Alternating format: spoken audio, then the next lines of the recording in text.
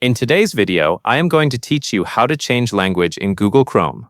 To begin, open Google Chrome on your computer. Once the browser is open, look to the top right corner of the window. You will see the 3 vertical dots there. Go ahead and click those 3 dots to open the menu.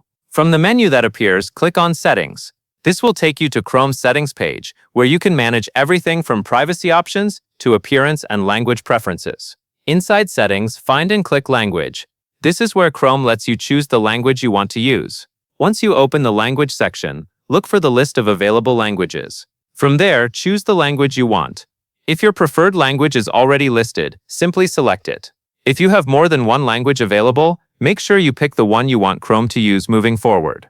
If Chrome updates the display language after your selection, allow it a moment to apply the change.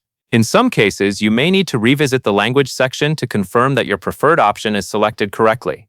Staying patient during this part can help avoid confusion. That covers everything you need to know.